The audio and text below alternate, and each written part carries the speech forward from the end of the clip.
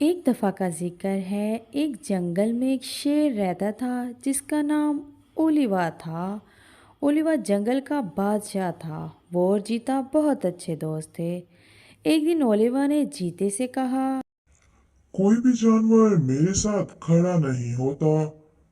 हाँ ये तो है, तुम हाथियों के सामने चूहे की तरह खाते हो।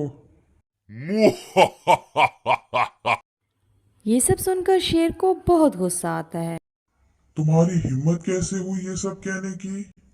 अरे ओलिवा, मैं तो मजाक कर रहा था। ओलिवा ना कहा करो, मैं जंगल का बादशाह हूँ, तुम भी मुझे बादशाह कहा करो। लेकिन हम तो अच्छे दोस्त हैं ना। नहीं, अब मैं तुम्हारा दोस्त नहीं हूँ। अब मैं अपनी दोस्ती को यही खत्म करता हूँ। आज से मैं तुम्हारा बादशाह हूँ। चीता ये सब सुनते ही वहाँ से चला जाता है और वो बहुत गमगीन हो जाता है।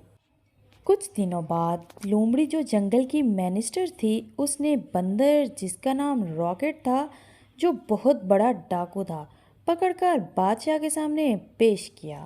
रॉकेट, तुम्हारी डकैतियों की दास्तानें पूरे जंगल में फैल चुकी हैं। तुमने न सिर्फ जानवरों को लूटा है बल्कि मेरा भी काफी सामान चुराया है। मैं तुम्हें सजाए मौत सुनाता हूँ। अब से 2 माह बाद तुम्हें क्लिफ से नीचे फेंक दिया जाएगा। जैसे ही बादशाह रॉकेट को सजाए मौत सुनाता है, लोमड़ी उसको एक कैद खाने में बंद कर देती है। दूसरी तरफ बच्चों की दोस्त डेवा बंदर से मिलने आती है। रॉकेट, मैं तुम्हें समझाती थी ना कि एक दिन तुम पकड़े जाओगे। ये सारे काम छोड़ दो। मुझे अपनी फिक्र नहीं है, मुझे अपने घर वालों की फिक्र है कि मेरे बाद वो सब कैसे गुजारा करेंगे।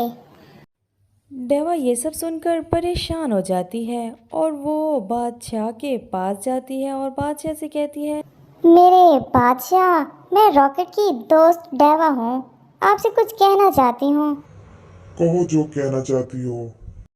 प्यारे बादशाह, मैं चाहती हूँ आप रॉकेट को छोड़ दें ताकि वो अपने घर वालों की मदद कर सके। रॉकेट एक बहुत बड़ा डाकू है और मैं उसे नहीं छोड़ सकता। उसके लिए मेरे पास कोई सिंपैथी नहीं है। लेकिन प्यारे बादशाह, आप उसकी फैमिली के बारे में सोचें। उसके घर वालों का तो कोई कसूर नहीं है इन सब में। लेकिन मैं ये रिस्क नहीं ले सकता। अगर मैंने उसे छोड़ दिया और वो भाग गया तो फिर क्या होगा? कौन उसकी जमानत लेगा? डेवा कुछ देर के लिए सोचने लग जाती है और फिर एकदम से कहती है, प्यारे बादशाह, मुझे आप कैद कर लें रॉकेट की जगह। जब तक वो वापस नहीं आता तब तक मैं आपके पास कैद रहूंगी। लेकिन अगर वो वापस ना आए तो क्या तुम उसकी जगह फांसी भी चढ़ जाओगी? हाँ बादशाह सलामत, मैं इसके लिए भी तैयार हूँ। बादशाह डेवा की बात मान लेता है और वो रॉकेट को आज़ाद कर देता है और उसकी जगह डेवा को कैद कर लिया जाता है।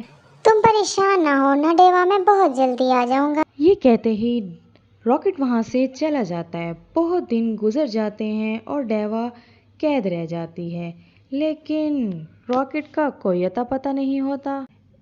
एक दिन ओलिवा बादशाह डेवा से कहता है, मैंने तुम्हें कहा था ना कि रॉकेट वापस नहीं आएगा। अगर कल शाम तक रॉकेट ना आया तो हम तुम्हें क्लिफ से नीचे फेंक देंगे।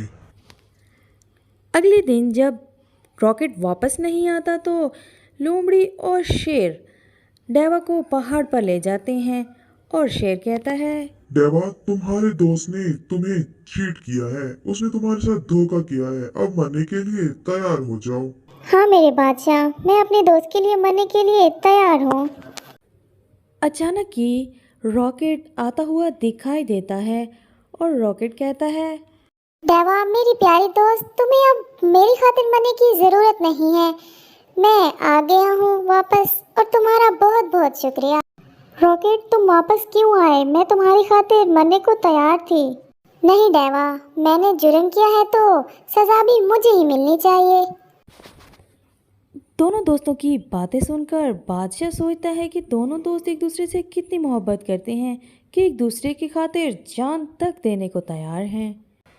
और मैंने अपने दोस्त जीता से एक छोटी सी बात पर दोस्ती खत्म कर दी थी। बादशाह कहता है, तुम दोनों का इतना प्यार देखकर और इस दोस्ती को देखकर मैंने फैसला किया है कि तुम दोनों में से किसी को भी सजा नहीं दी जाएगी, बल्कि मैं तुम दोनों को तुम्हारी दोस्ती की खातिर माफ करता हूँ। लेकिन रॉकेट, आज के बाद ऐसा कभी नहीं होना चाहिए। ठीक है मेरे बादशाह, मैं वादा करता हूँ ऐसा कभी नहीं होगा। इस तरह बादशाह उन दोनों को जाने की इजाज़त दे देता है और वो दोनों दोस्त खुशी खुशी वहाँ से चले जाते हैं। बादशाह अपने दोस्त जीते की तरफ जाता है और उससे कहता है, मेरे प्यारे दोस्त, मैं यहाँ तुमसे माफी मांगने के लिए आया हूँ, मुझे माफ कर दो। लेकिन बादशाह, बादशाह नहीं, मुझे तुम ओलिवा कहा करो। आज के बाद तुम मुझे मेरे नाम से पुकारना, क्योंकि हम अब हमेशा अच्छे दोस्त ही रहेंगे। तो इस तरह प्यारे बच्चों, बादशाह ने डेवा और रॉकेट की दोस्ती से ये अंदाज़ा लगाया कि दोस्ती मुसीबत में काम आता है। तो प्यारे बच्चों, इस कहानी से हमें ये सबक मिलता है कि हमारी छोटी छोटी नेकियां दूसरों के लिए बहुत बड़ी इंस्पायरेशन हो सकती हैं। इसीलिए हमें हमेशा अच्छे काम करने चाहिए। Thanks for watching. अगर आपको मेरी वीडियो पसंद आई है तो प्लीज़ प्यारे बच्चों, मेरे चैनल को लाइक, शेयर और सब्सक्राइब करना ना भूलिएगा। लव हाफिज़।